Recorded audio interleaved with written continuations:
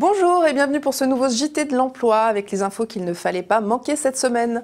On commence avec les métiers de demain, des métiers qui n'existent pas encore mais qui ont toutes les chances d'apparaître pour satisfaire des besoins déjà émergents dans notre société.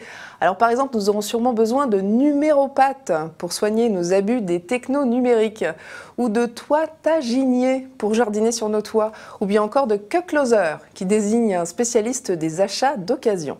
Bon, ça a l'air fantaisiste comme ça, mais chaque mot a été trouvé par un collectif d'experts de chaque secteur concerné. Ils en ont fait un dictionnaire disponible gratuitement sur Internet avec déjà 52 de ces métiers du futur. Mais il n'est pas terminé puisque ces auteurs cherchent d'autres participants à leurs ateliers. Alors si ça vous intéresse, je vous conseille de convaincre votre boîte parce que la participation à ces ateliers est payante. Avoir son mot dans un dico, ça n'a pas de prix, mais ce n'est pas gratuit. Alors c'est une nouvelle web-série qui se moque de la vie de bureau. Elle s'appelle Une vie de pro.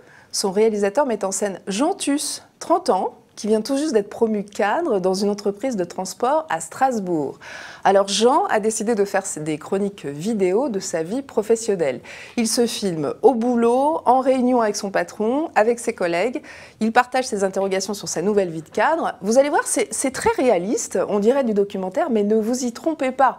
Ce sont bien des acteurs. Cette série est un prétexte pour poser de vraies questions sur la possibilité de rester soi-même quand votre patron vous fait une proposition à double tranchant, par exemple, ou quand vous devez rester tard au bureau.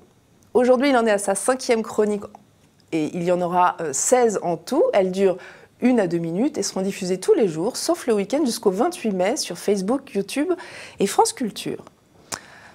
Aux États-Unis, vendredi dernier, c'était la journée enfants au bureau. Mais chez Google, comme les salariés sont de grands enfants, ils ont organisé une journée parents au bureau. Ça s'est passé sur le campus de Mountain View en Californie. Alors c'était pas la première fois, comme vous pouvez le voir sur ces images.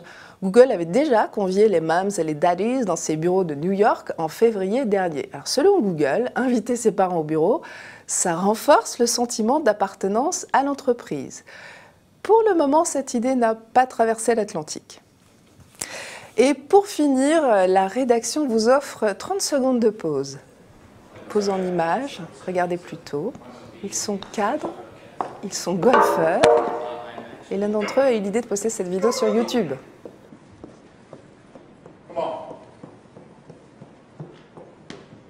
There it is.